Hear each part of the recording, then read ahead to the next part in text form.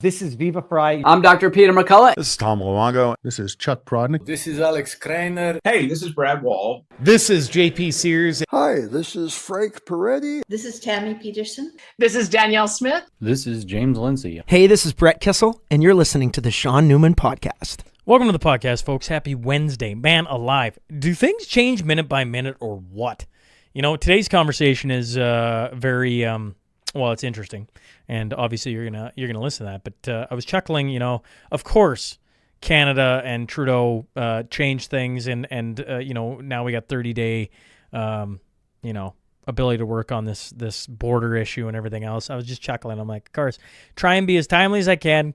And within hours of me doing the intro for yesterday's episode, everything's changed. And yeah, so we're here today to talk, you know, today's roundtable is supposed to talk about the tariffs that would be on. Of course, that's yeah, you'll get to it. Did you know that you can hold physical gold and silver in your registered accounts? Silver Gold Bull can help you unlock the potential of your RRSP, TFSA, RRIF, or Kids RESP by adding physical gold and silver to your accounts. This year's RRSP deadline is March 3rd, folks. March 3rd. Yeah, I had the... Well, I've bungled it a few times. March 3rd. But once the contribution is made, you can invest it into physical precious metal at any time. And Silver Gold Bull is the company I recommend to all of you because when it comes to precious metals, they can help you with their in-house solutions, whether buying, selling, storing. They got it all. You can text or email Graham down in the show notes for more details or any questions you have surrounding investing in precious metals and for feature silver deals exclusively for you, the SMP listener. If you're on SGB on their website, just make sure any purchases you reference that you heard about them on the SNP. It helps. It helps. Believe me, it helps. Bow Valley Credit Union is your Alberta regulated, fully serviced, full service. Financial institution. Alberta residents can take advantage of low or no-cost bank accounts, personal and business mortgages, loans, credit cards, and investing with a 100% deposit guarantee compared to big banks with only $100,000 in deposit guarantee, as well as gold and silver in reserve. Don't leave your hard-earned savings in trust with Ottawa's standard of inflation and devaluation of currency and taxation. Shoot an email over to Leanna for your BVC membership at welcome@bowvalleycu.com. If you just want to check out everything, go to bowvalleycu.com and you can see all they have to offer. Caleb Taves, Renegade Acres, the Cornerstone Forum, the community spotlight here on the Cornerstone Forum is heading to Calgary in 2025, May 10th, 2025. Of course, it's 2025 already. And we've got a whole lineup. You can get tickets down in the show notes. We've got the hotel. We've got the trade show. We've got everything there. Just go to the link. You can see everything. And if you're wanting to get all the details on all the speakers and kind of the breakdown of the day, subscribe to Substack. It's free, and it'll give you a play-by-play on what's coming. Planetcom.ca. Well, here's a couple things. One is I screwed up on it last week. I literally, you know, like I've been having a rough go, you know. First it was April 29th for the deadline, and that wasn't right. Then it was April 28th. That wasn't right. Now it's I said planetcom.com. It's planetcom.ca. Sean's having a rough go. When you're busy running and growing a business, oh wait, that feels like me, trying to stay on top of the ever-changing world of information technology, it can be overwhelming to say the least. I would agree. And they want to take care of you, leaving you to do your thing while they do theirs. For over 22 years, Planetcom has been here to boost your productivity by proactively managing every aspect of your IT infrastructure, both in-house and in the cloud, that ensures you're not too tangled up in technology to get things done. So planetcom.ca has been working on getting the SMP website back up and rolling. And they're supposed to be on Tuesdays, but Sean keeps putting them on Wednesdays. So I'm also screwing that up. So, you know, we're going to get this right. Carl, if you're listening, we're going to get this right. Oh, my goodness. You know, planetcom.ca. Don't worry. They're way more on top of things than this guy. I'm just running in circles trying to catch my tail. They won't do that. New studio coming here in 2025. One of the things that we're pushing for. And I want you to be a part of it. Skills, labor, materials, money. Be a little on the value, find a way to be on the wall, the legacy wall with the value for value model.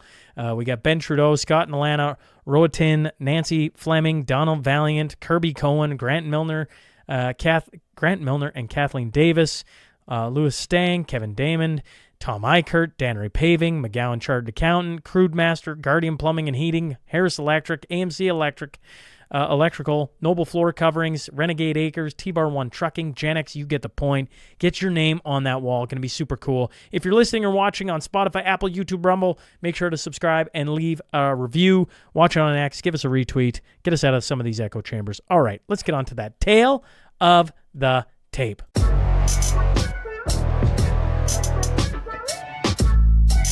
The first is an author and investigative journalist, the second, a CEO of Bow Valley Credit Union, and the third served as Premier Jason Kenney's principal advisor, where he was involved in efforts to combat negative perceptions of Alberta's oil and gas sector. I'm talking about Sam Cooper, Brett Oland, and David Knight Legg. So buckle up, here we go.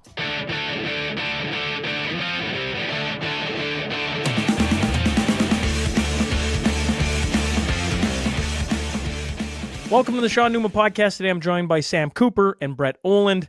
Boys, thanks for joining me this morning. Good to be here. Now, Sam's never been on. Brett obviously has been recurring guest. You've been on several times, I guess. How about we just, Sam, a couple minutes, just a bit of your background. You're a first-timer on the podcast.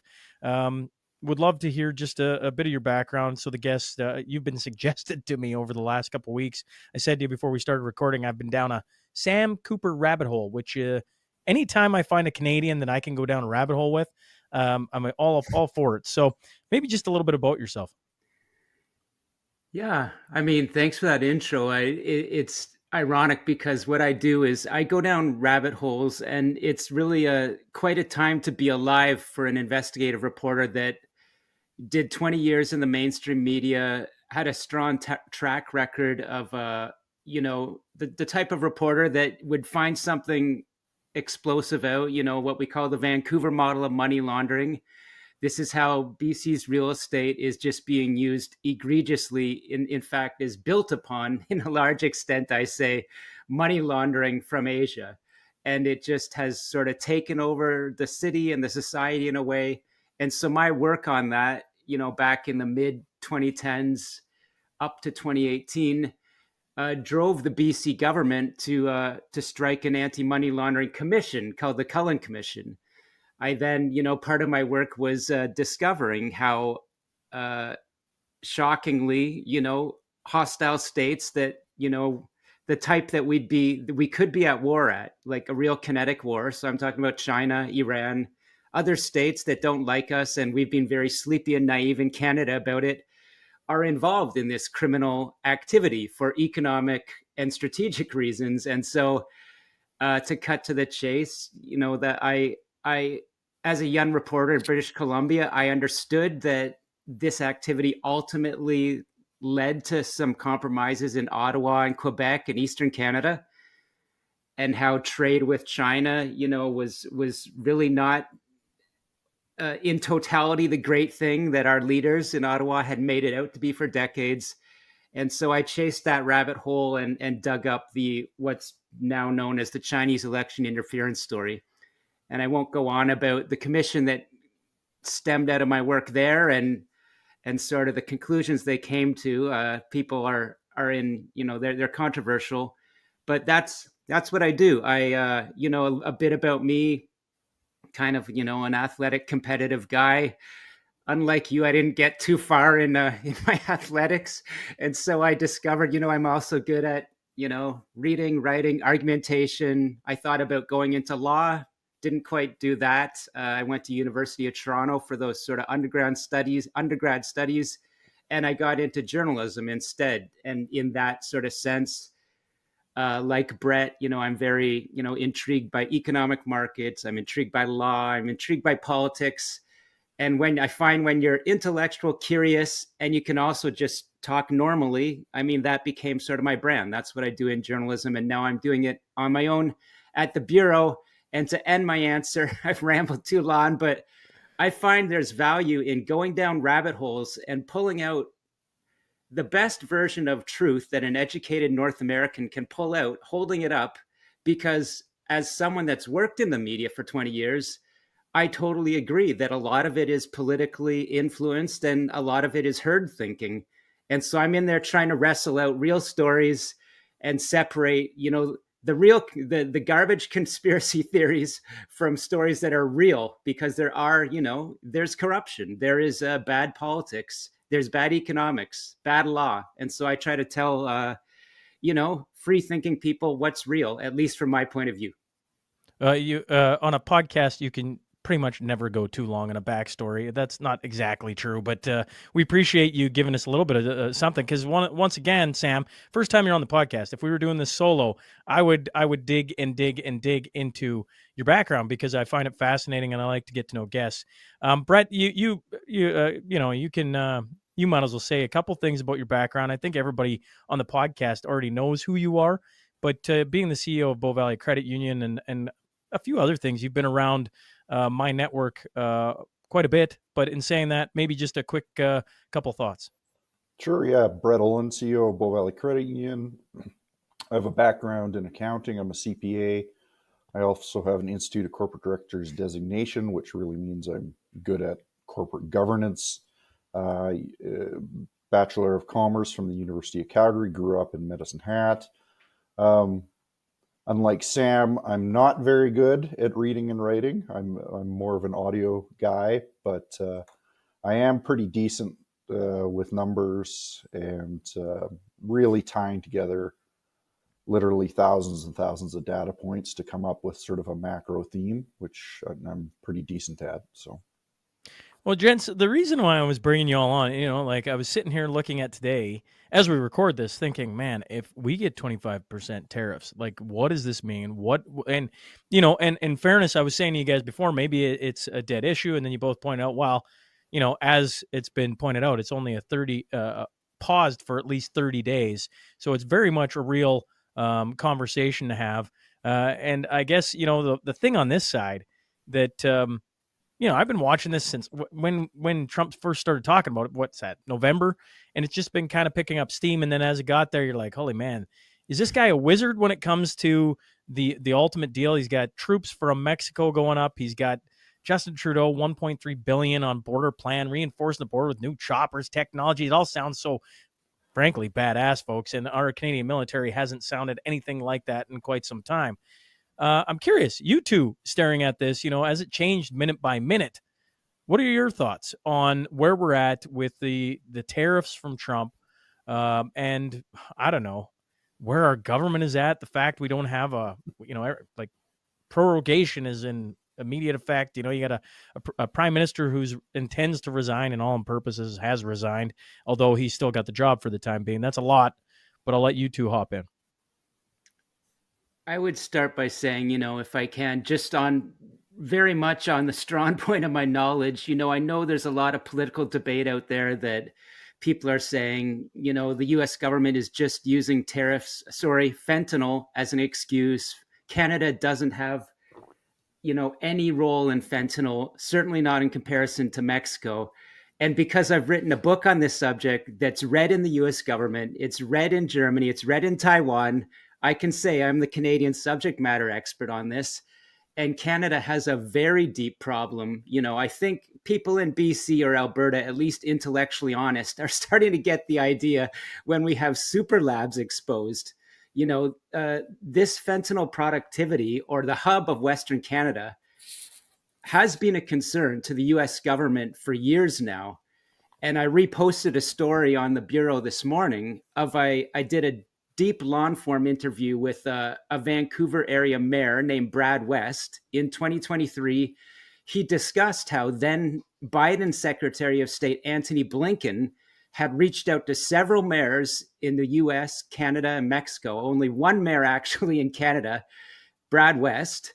And he talked to them about how the US government believes China is deliberately leveraging fentanyl into North America. It wants to see North Americans die. This is part of the Chinese Communist Party's sort of what I can say is known as a hybrid warfare strategy. Everyone knows what economic war sanctions are, but the US government believes that, essentially fentanyl is used to make China rich, to launder money around the world, and to kill people, and they want it. And to cut to the chase, Mr. Blinken, a Democrat Secretary of State told Brad West, Canada's very weak on fentanyl. We need some sort of better coherence of laws because British Columbia is being used to launder money at scale and being used by Chinese and Mexican crime, right? So my point here is that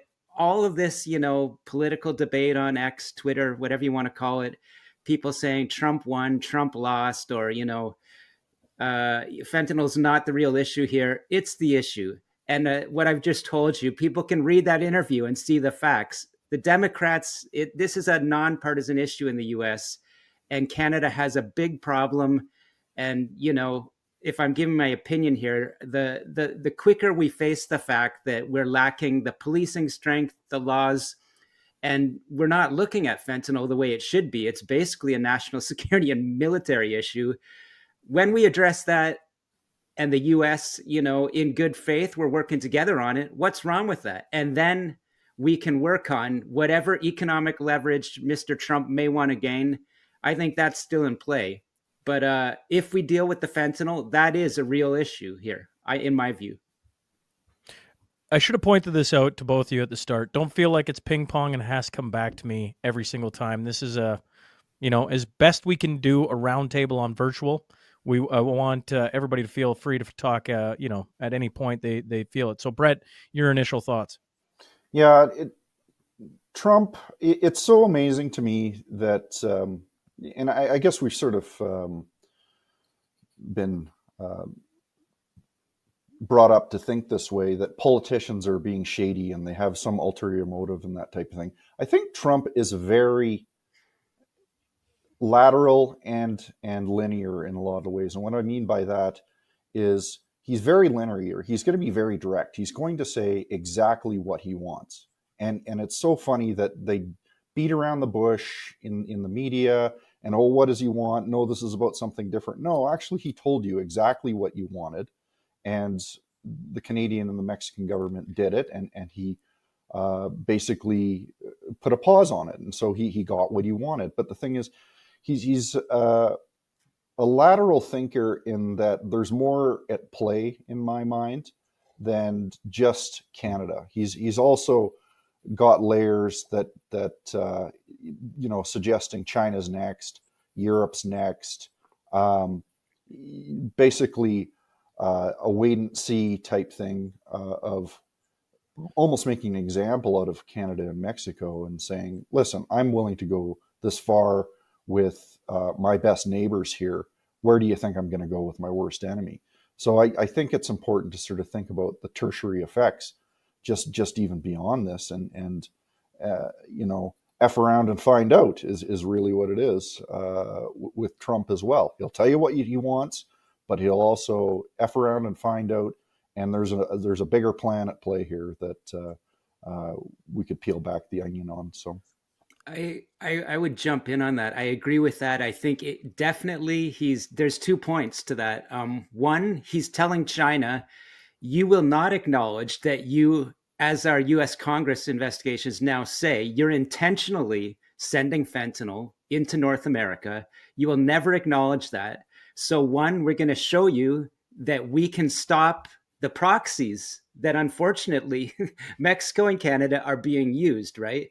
And so again, I bring it back to the military thinking. If you look at it as people in the US government and intelligence do, as a sort of hybrid warfare tactic to weaken the real enemy of China, the United States, which they want to overtake, and that they're using the weak links, Canada and Mexico.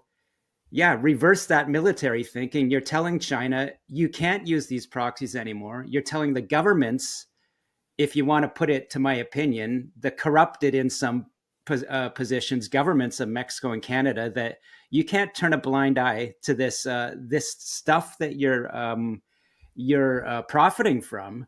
Your banks are getting rich off of. Your real estate is getting pumped up. People are getting corrupted. So we're going to put a stop to that. And you either understand, we see this as war, or you don't. And if you don't, you're getting 25. If you don't, after a few months, you're getting 50, right? And as you say, Brett, Beijing is getting the message that this is now serious.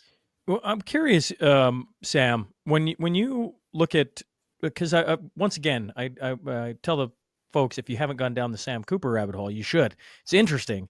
One of the things that I think I took away from some of your interviews is how many high level officials in Canada are kind of tied up in this web. And so, I'd written before I'd done anything of research on you, like I don't think Trudeau wants to fix this. After um, going down a bit of your rabbit hole, I'm like, I don't know if half the government wants to fix this. Like, when you look at Trudeau, does he actually want to fix this? Right? I mean, his hands are being forced. Then I go, okay, he's only the leader for how much longer? If Carney becomes the leader of the Liberals, is he going to fix this? And then I go a little further out. Let's assume we get an election this year and that it doesn't go the Brian Lilly way of, 2026. Does Pierre Polyev want to fix this? Like, can they actually fix this? Are we going to have a leader that goes, I go back to Brett's point of like, Trump's saying what he wants. Like let's just fix the problem. But every time I get around government and you go, let's just fix the problem, then they start talking about something way over here and the actual problems don't get addressed. I know that's a lot that I just rattled off, but your thoughts on that? Yeah, I mean, I could talk a lot about it, but like in a nutshell, you're right. Trudeau, Melanie Joly, whoever you want to talk about, they have had years to deal with this. I know that in back channels, the US government, as I've said, openly in 2023, a Democrat, US administration was telling Canada, you got to deal with this. Nothing happened. Um, let's look at British Columbia. Why did they go to Brad West, a mayor, instead of, Attorney General from the NDP, David Eby or something? Well, look, again, David Eby, his government had to do the Cullen Commission into anti-money laundering. They had 101 recommendations, and they've only put in place 3. So that's indicating to me that Eby hasn't done anything about this. Justin Trudeau, in my book, and others, I mean, clearly they've shown in action on this issue that's very important to the United States. Is there a reason of sort of a sin of omission, as they say in the US government, that, you're just not taking this seriously? Or is it complicit? And I assert in my book that very unfortunately, the evidence shows that senior Chinese influence, intelligence, and criminal operatives have been key fundraisers and donors to the Liberal Party of Canada. And that's just a fact. Does it mean that when someone's photographed, as I know, someone involved in, high level money laundering investigations for the RCMP, a People's Liberation Army veteran, when they're sitting beside Trudeau at a fundraiser in Vancouver, does it mean that Trudeau is on the take? Not necessarily, but it's a pretty bad sign that there might be a hesitance to agree with the U.S. government to look into people that very clearly are involved in nefarious Chinese state activity and have been key supporters of the Trudeau government. That's my view, and I'll certainly I face enough backlash, but it's documented. Yeah, just adding on to that, Sam, I'm reading a book right now called The Storm Before the Storm by Mike Duncan, and it's about the history of Rome and basically the fall of the Roman Empire. And you can see a lot of parallels in what's happening right now. All the senators in Rome basically bent over backwards, spent a lot of dollars to getting into the Senate, and then they basically enriched themselves once they got into power. So, whatever they do, come hell or high water, they're going to basically enrich themselves. And we see it throughout the world with politics right now. Why do you go in with a net worth of $1 million and come out with 100 million net worth? And it's because you're getting enriched and whatever you want to call it bribes, call it corruption, but it's happening. It's just, there's no way around it. So I go back to the end part, like Trudeau's on his way out. Carney is looking to be like he's on his way in. I could be wrong. I could be reading those tea leaves wrong, but that's the way the wind seems to be blowing. And then you, of course, have Pierre Polyev, who up until this point was almost a shoo-in to be the next prime minister of Canada. When you look at those two individuals and you go, well, we've paused it for 30 days. this is going to, I assume, keep coming up until the problem is eliminated, which by all accounts of this conversation, I would say is not going to happen overnight. Can either of those two men be in a position where they can walk in and address this, or are they as compromised as everybody else? Yeah, I don't see Carney. He just comes from the same camp as Trudeau. We can call it, the Laurentian elites. I don't typically like to wade into kind of the globalist, but it is what it is, right? That's where Carney comes from. You could not be more elite, more international, more globally connected, right? Than Mr. Carney is. And that whole camp in Canada, you can see it online. They're so emasculated and embarrassed by what has happened, in the past couple months, and yet they've had to admit that this is a real issue, right? And I think, as we said at the start with Brett, the tariffs are still in play. I believe if Canada's government, whatever it is, we don't even know what that entity is right now, if it doesn't sign, I believe, some cross-border enforcement treaties, sort of something on paper saying that, no, we're not just going to take your word that you're going to have a U.S.-Canada strike force to tackle triads and Mexican cartels in Vancouver, Toronto, Montreal, Calgary, Edmonton. We're actually going to have something on paper that the DEA and the RCMP are going to work together, and you're not going to be able to give us the excuse anymore, which you've been giving to us for decades, that Canada has a Charter of Rights and we can't do wiretaps on these known international criminal figures operating by choice in Canada because they have good legal coverage there. So I think if this current government, whatever it is, makes those deals, that's going to be a step that no leader can wiggle out of because it's on paper. And I think that's what the Trump administration is going to require. As for Carney, he's his ideology and his heart is not into seeing fentanyl as a real issue. Polyev, personally, I know some people within the conservative opposition that have read my book and do take this seriously. I mean, Adam Chambers, a younger MP from Ontario, he suggested a private member's anti-money laundering bill that got nowhere, but it had teeth. So I do think there's a chance that a new conservative government actually would have good faith on this. Yeah, and I think they need to demonstrate it as well. So there better be choppers in the air, troops on the border, drones picking things up, and they better get serious with finding this. And it's always, you see it in the media that there was concern that, Trump may be worried about this fentanyl, and so all of a sudden in the news, a big fentanyl bust for $80 million or something like that, and it's like, you know what? Suddenly, if you see that game, it's like that's just a drop in the bucket compared to what's really happening here. So there has to be good faith that we're actually doing something about this. And yeah, just on Mark Carney, I anybody that follows me on Twitter knows I'm very critical of Mark Carney, just because I think he's higher up in the food chain than Trudeau. He's been the governor of two central banks, one in Canada, one in England.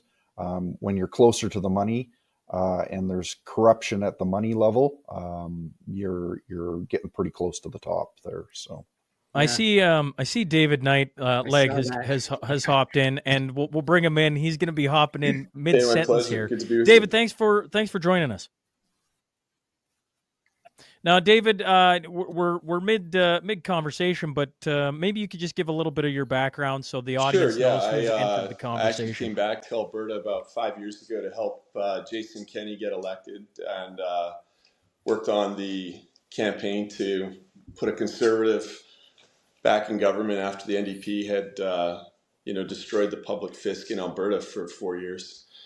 And I feel like Canada is in the same place right now as we look at getting a conservative government to replace, the extraordinary debt and the disastrous policies that are on the border that are actually in discussion right now that are the result of letting the NDP Liberal consensus run Canada for 9 years.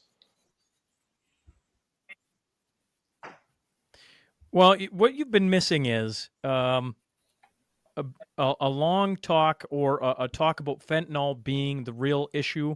And I hope I'm not oversimplifying that, folks.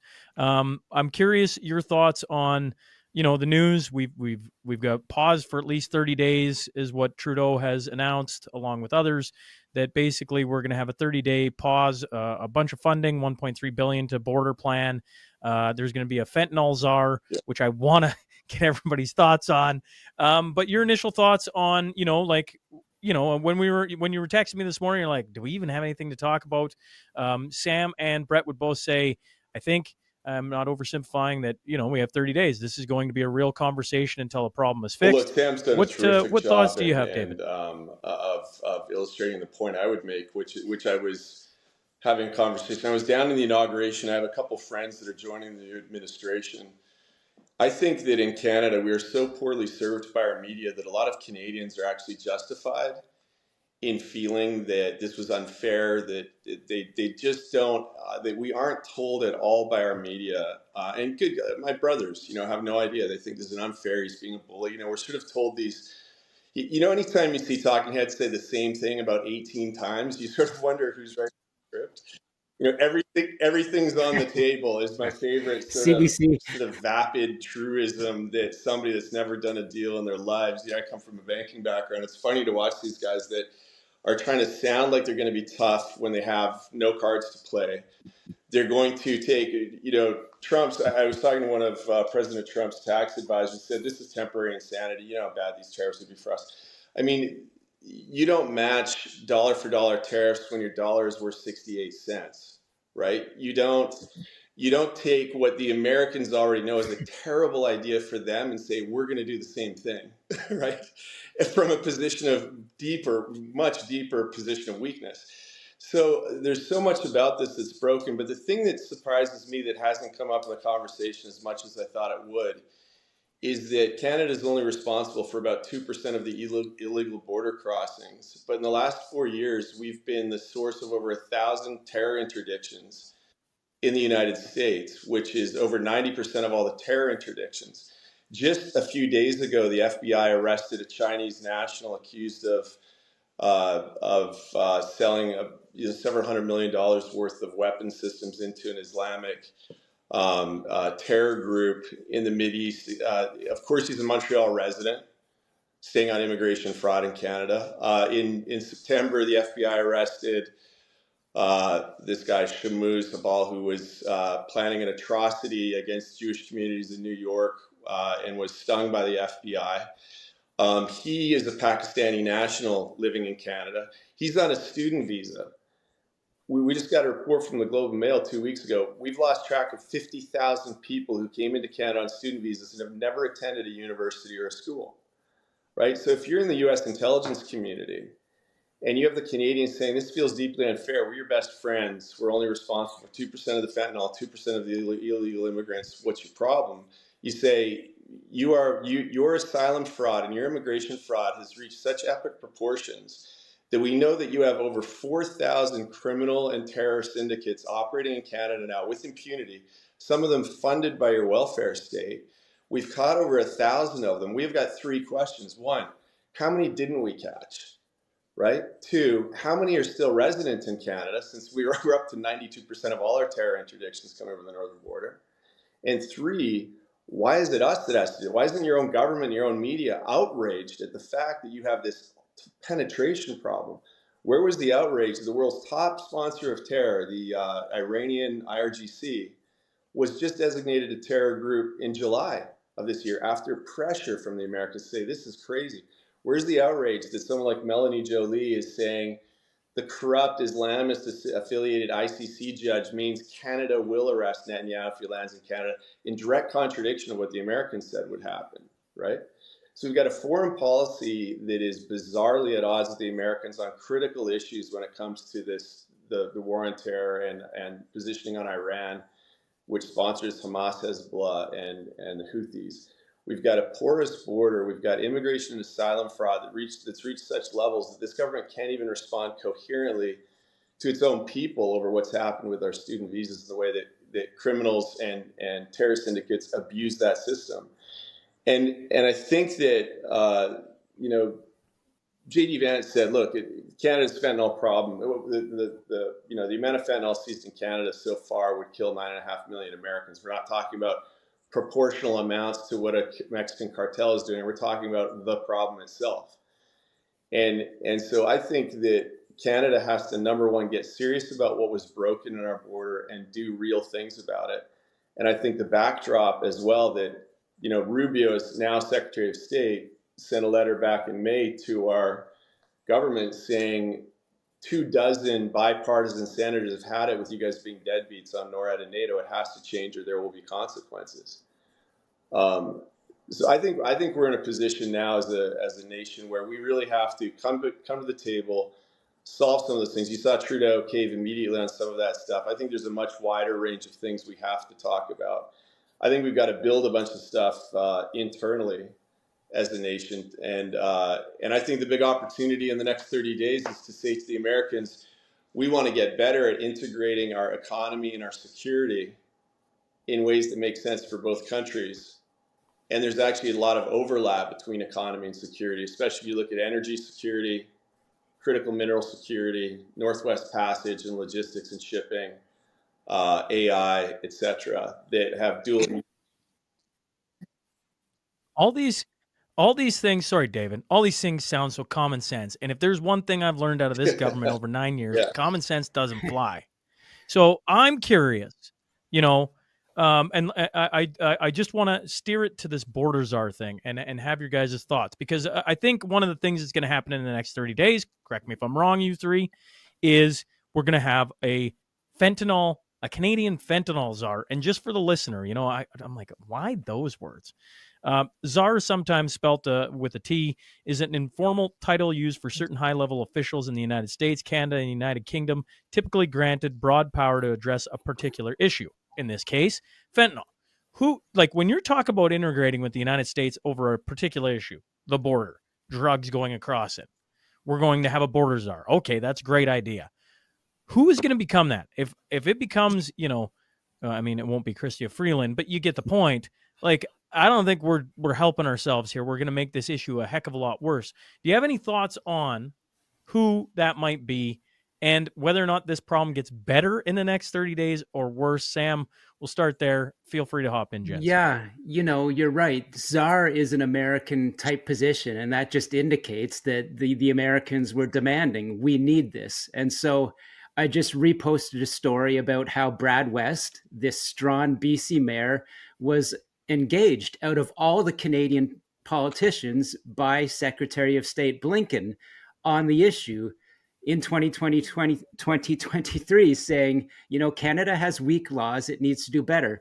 So Brad West has a job, but someone like him would make this better because he's already demonstrated he gets the issue.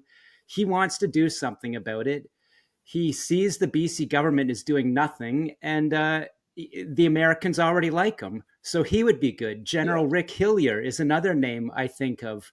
I can think of, a number of retired RCMP officers. They might not want to be named, without me talking to them, that I can think of. So there's that. It could be a transformative change. It's a real deal. This is not just, some PR point. But the key thing with the czar is, and this brings me to my last 2 points, David Eby's government was told by Justice Cullen, who made 101 recommendations, right, all stemming out of my journalistic work. They found that billions of dollars, drug cash, all from China, all from this Vancouver model of Chinese transnational crime, laundering fentanyl money, is being run through BC casinos. And Justice Cullen said the single most important position is an independent anti-money laundering commissioner that does not report to the BC legislature. Why? Because the suggestion was politicians are incentivized to turn a blind eye to this dirty money. So look, let's get David Eby, if he's really serious, don't be targeting red states with liquor bans, which is the stupidest thing I've ever heard of. Just triggering the Americans. Look, David Eby, put that AML commissioner in place and have them working hand in hand with the fentanyl czar, whether it's Brad West or someone else. My last point, if it's a PMO lackey put up by Katie Telford and Gerald Butts or Mark Carney or whoever, we can welcome those tariffs because they're coming in.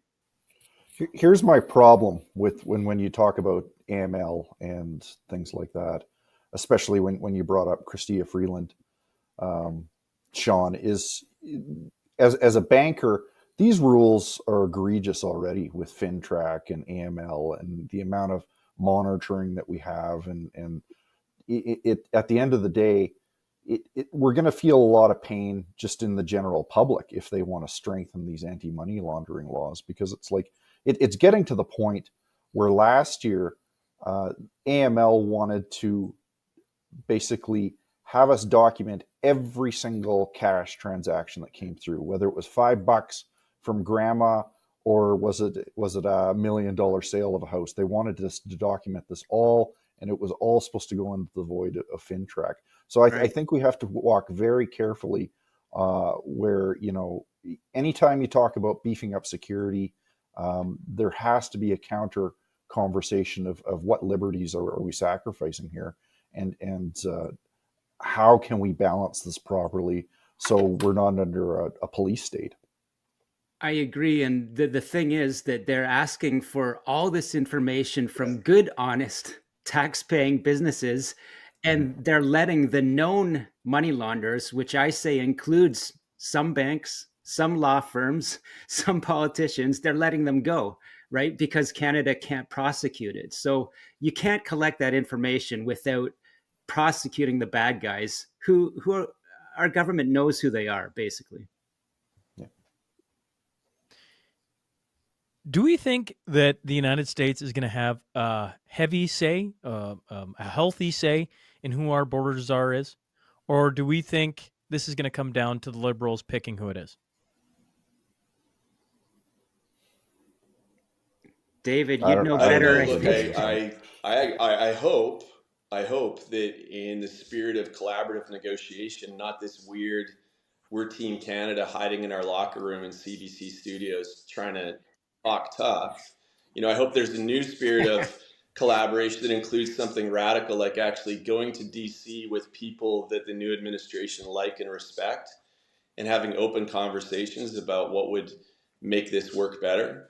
That our government becomes responsive, and also this bizarre attempt to make everything that's happening right now into a partisan point scoring by the Liberal Party, by the NDP, by sad people like David Eby and others that see the world mostly through their ideological lens and not enough through the lens of Canada. I've had it to hear with the idea that some self-appointed shills, pundits, can speak for the Team Canada approach when none of them have shown up. They were invisible in DC through the inauguration.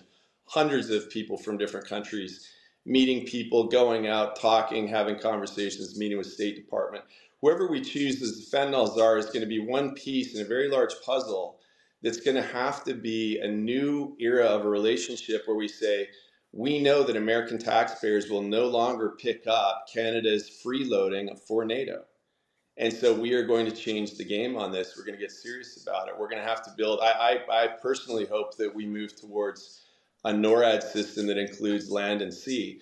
Now, all those security provisions, and that we're in AUKUS Pillar 2, like the UK and Australia and the US. We've been out of that, right? And we have the largest undefended sea border in the planet, with Russian subs sitting off of it. None of this is all these issues are only lost on Canadians, by the way. Like, we have the only press corps that isn't as concerned as Australia, the UK, and the US, that we're completely undefended in the north, where the Russians have brought all the shipbreaker advantages and are wandering through our territorial space with impunity.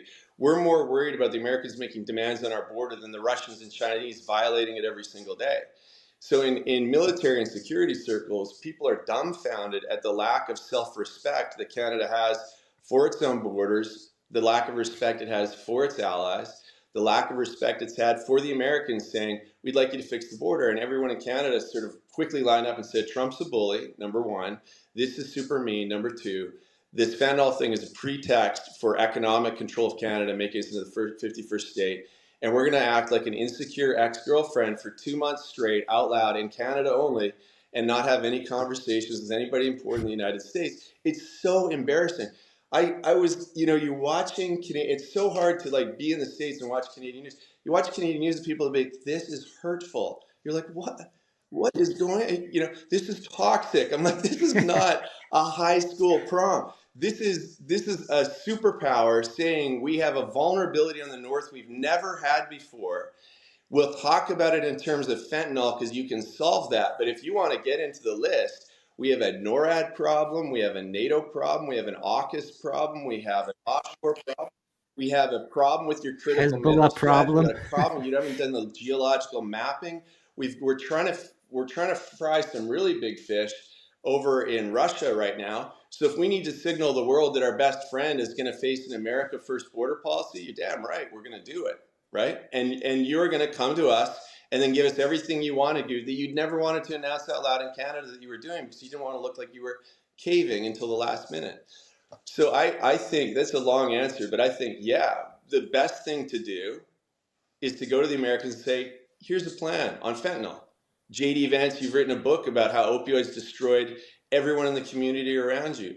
We understand that your base has said we've had it with watching little kids killed off by these pills. We know that we've become a bad border, and we know that it's not the net amount of the fentanyl, it's the fact that it's grown 700% in the last few years. That's your big problem with what's happening with our ability to drop law enforcement. And we know that all the people that are doing it are known criminal and terror syndicates. They're all in the same, Sam knows, they're all the same gang. If you're a criminal syndicate and a cartel, you use the terror guys to enforce things because this is symbiotic badness, and it's all in the shared underground corridors. So I think we should make sure the U.S. is involved with who our czar is, more importantly, what our overall strategy is, and use that to build a better overall relationship. But it's going to have to be less partisan. Mark Carney shows zero skill at playing this except for his own purposes, pretending to be serious.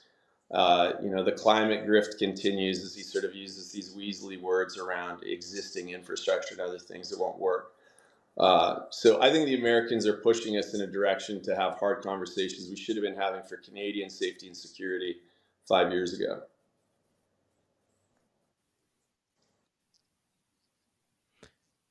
Does anyone, maybe it's the cynical side of me, maybe it's just the fact I've lived under Justin Trudeau now for almost a decade. I listened to all three of you talk, and I'm like, oh yeah, that makes sense. That makes sense. That makes sense. This is why none of this will happen until we have a change of leadership. Unless Donald Trump literally is sitting at the desk, or JD Vance or whoever. No, we're not accepting that person. We're not accepting that person. You're going to give us a list of people, and we're going to vet them all.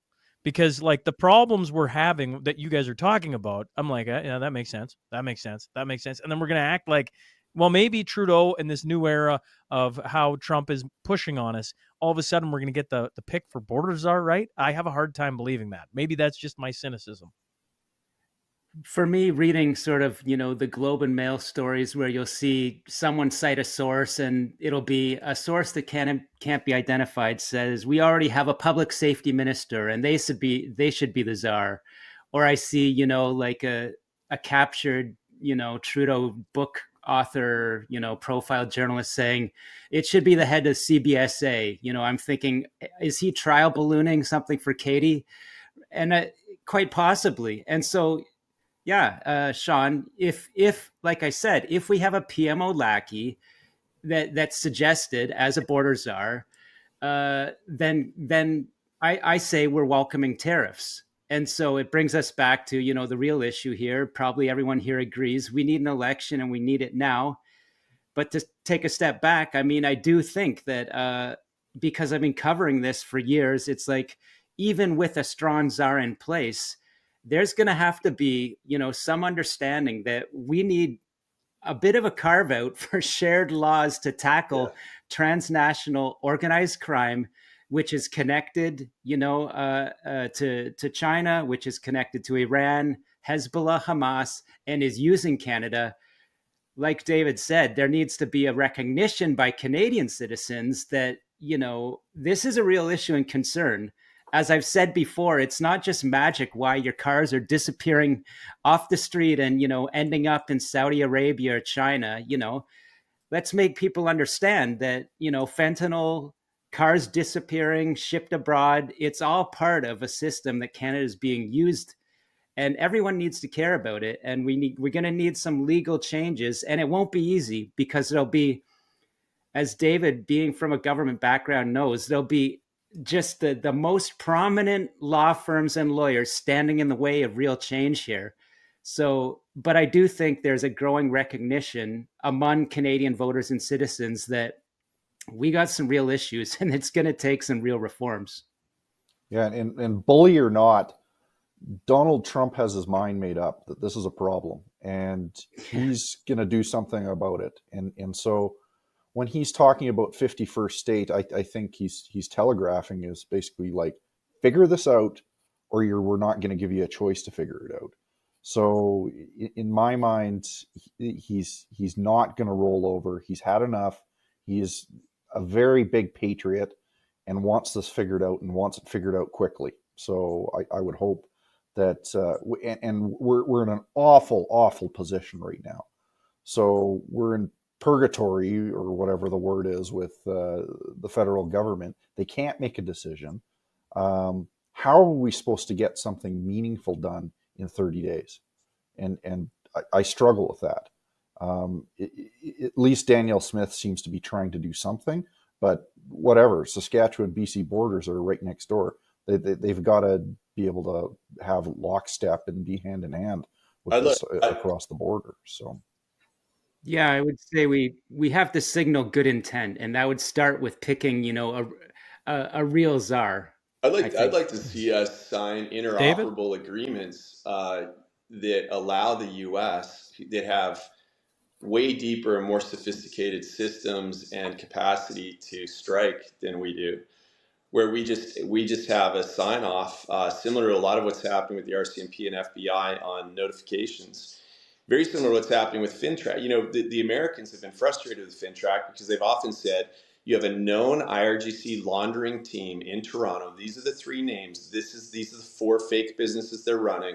This is how it's working. Here you go. A lot has been covered, and Sam, salute again the good work. And what happens is FinTrack is only used to arrest young truckers, their wives, and the little old ladies that sent the money to fund the bouncy castle because they were protesting idiotic COVID mandates that were dropped only 3 months later because they were right and they had the science better than these so-called public health types. But FinTrack was employed to destroy civil rights, freeze bank accounts, and used against Canadian citizens for exercising the democratic right to protest. And it's been ignored for the well-known Iranian funding groups and the 600 apparently IRGC agents floating around our streets, half of them claiming asylum because it's a good deal and it kind of allows them to continue to play games with our system. So I would love to see us say, you know what, we've proven to be incapable under an NDP Liberal government of doing anything to anybody that could possibly accuse us of racism.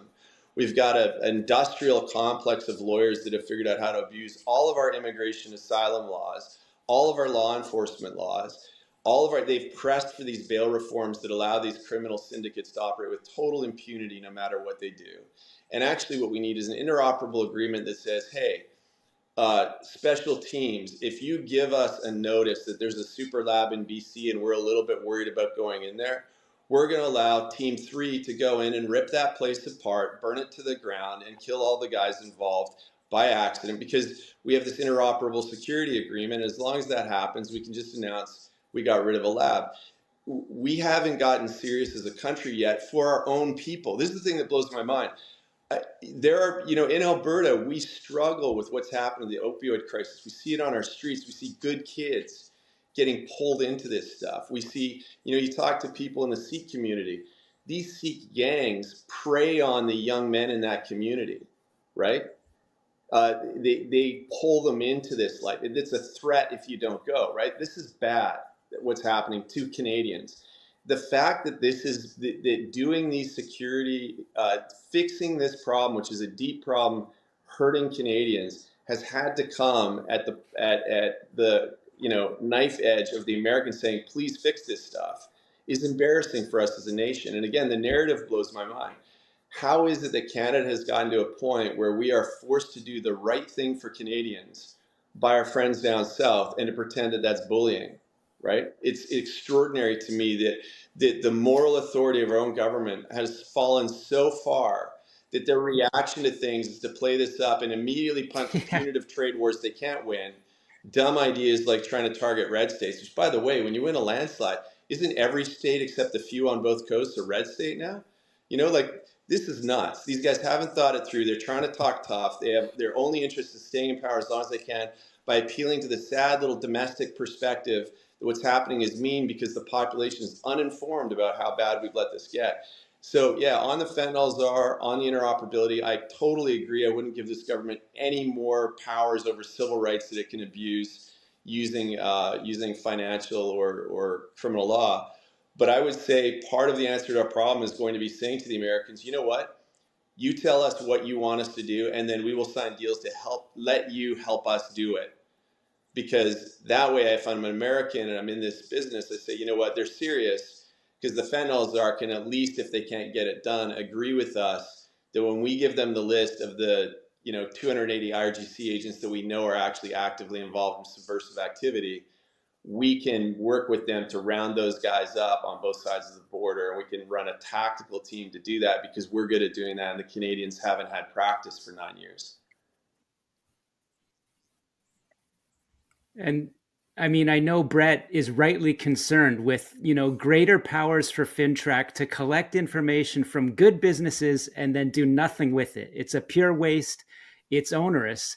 And the practicality of this is, as I reported, the DEA would come up to, experts, I'll just call them experts in Vancouver, and Right. say, we know El Chapo's, whatever, top guy in BC is operating there. Let's get a wiretap up on him. And they couldn't do it. They could not do it in Canada because of whatever, the charter being used as a shield, being used by the cartels and triads. And so it just makes sense that carve out, whether it's a law, interoperability, right? Let's save the Canadians from having to spill their guts to the government and focus on the real problems that both the U.S., the CIA, CSIS, FBI, RCMP, they know who the bad guys are. Can I, Sam? It's almost the top of the hour. I hate to ask this question because I feel like it'll take 20 minutes to answer. Do we have any extra time to ask? I'm just curious, why Canada? I was having this discussion yesterday about why Canada. When they look at the numbers, and David pointed out, right, it's not how high the number is of fentanyl being trafficked, etc. Yeah, It's that's the right. growth. I think is if I'm reading you correctly, it's like you can see the problem happening. And I go, what is it about Canada? Well, it's the growth, and something that I think people are missing a little bit is it's the growth of Vancouver as a decentralized hub that China and the cartels are using for their fentanyl production. And this is what I documented in Wilful Blindness. You need to look at, if people want to talk about border seizures, look at some of the precursor volumes that have luckily, fortunately, been stopped by CBSA. Like the amount, I'm talking about hundreds of kilograms of precursors, right? Yeah. We're talking about buckets of NPP, boatloads. And so when you look at the killing power of what China is delivering into Vancouver as a decentralized production hub, where the triads have been set up since the 1980s with deep, I write in the Bureau in the last week that the triads have infiltrated Vancouver's port. They actually, they have operational control of facilities, and this is known by Canadian intelligence. So when you ask why Canada, it's because, if I have to really be blunt here, there are CSIS and RCMP officers that have reported and known that Chinese intelligence and organized crime has corrupted elements at the high political level in Canada. And this includes, high-level business persons, lawyers. There are concerns about former prime ministers. I'll leave it at that. To the point where they're China as a a state entity and an organized crime proxy model has such a economic footprint in Vancouver that answers the question, why is the US concerned about us, in fentanyl? It's not about, 40 pounds of fentanyl caught at the border last year. It's about that capacity for production and what we don't know about. The last point is Canada is now an export nation. So some of that fentanyl is being routed to Australia, Japan, reloaded, related, and I believe, coming back into American ports where it wouldn't look like it's from Vancouver, but it is, I believe. Could I say then, just to finally, and whether you can disagree or maybe poke holes in it, it's kind of like if you're China looking at Canada, or you're anyone else for that matter who wants to harm the United States specifically, it's kind of like a perfect storm. You got ports that are corrupted. You got government officials. You got lawyers. You rattled off a bunch there. Even the highest level of government officials, all corrupted. You got beyond lax criminal laws, and then you got proximity. Right? Like, I mean, honestly, you got this giant border to the United States that's, relatively unprotected. And so it's almost the perfect storm if you're somebody who doesn't like our friends to the south. Would I be wrong in that summarization? I believe that's the accurate assessment. I've always said that China, if you're doing business with them, you're really doing business with their military. And they look at the world like a risk board. They look at Canada as a beachhead. I do believe that's true. And my evidence here is back in 2017, a State Department official started asking me to go out for coffee. And they said, what you're reporting at the Vancouver Sun about, all this real estate money from China, all the drug concerns, we have the same concerns that China is getting just much too big of a footprint in Western Canada. And our guys in the DEA say your RCMP won't work with us. It's all excuses. So China is using Canada as a proxy. I can't say it any simpler. That's the American concern. And people need to realize that we are at war. They recognize that they can't beat the Americans by trying to invade them. So they're basically going to try and destroy them from within. And what better way to do it? Like you say, a beachhead right next door. Look, I think final thoughts, we have, David? as a country in front of us in the next few months, and USMCA is going to come up, to build the best version of this relationship in history. I think we have an opportunity to address exactly what Sam's talking about by saying, look, we want to clean our streets. We want the Chinese and Iranian machine out of our country. We're committed to getting this fixed for Canadians first, and also because it's started to pour over the border and into Americans. It's shocking that Canada's reached such a low point that this is the nature of the conversation, and that Secretary of State Rubio writing his letter got ignored. You can bet these guys are going to play hardball, but I think there's an opportunity for us to build a critical mineral strategy, an Arctic strategy, pay our due. If we can borrow $50 billion for EVs and light that on fire in only 2 years, we can make our NATO commitments, right? We're the unserious country right now. We do nothing for the climate and burn $50 billion betting against Chinese supply chains and Tesla. I'm not laughing at that. I find it stunning. And then we show up at NATO being the one deadbeat that can't even meet the R&D requirement. Right? So I think that what's ahead of us is an opportunity to do a reset on security, on the border, and on the economy. Integrate those. And by the way, when we integrate those, that separates us from Mexico. I personally think that we should offer an integrated NORAD that is totally bilateral. And I think we should say in the next round, we're not going to do a USMCA. We're going to do a USCA. Mexico can go stuff itself. It's a narco state that's connected to terrorists. They're the ones shipping finished goods over. That's the real trade deficit. Ours is all inputs and cross-border goods finishing. And so I think we're in a moment that's a real opportunity. We have to seize it, and hopefully we're able to get a new government in to really sort of make that operational, because what's ahead of us is a great opportunity with this administration to build something that could make Canadians insanely prosperous if we manage it right. Gents, appreciate you hopping on and doing this I'll make sure down in the show notes we put where to find you on social media. And Sam, you've, as I keep pointing out, I went down the Sam Cooper rabbit hole. The only thing I haven't done is read your book. That's coming shortly. And I'd push people, if they're enjoying this conversation, that might be a good thing to do. Either way, thanks for hopping on, fellas. Great. And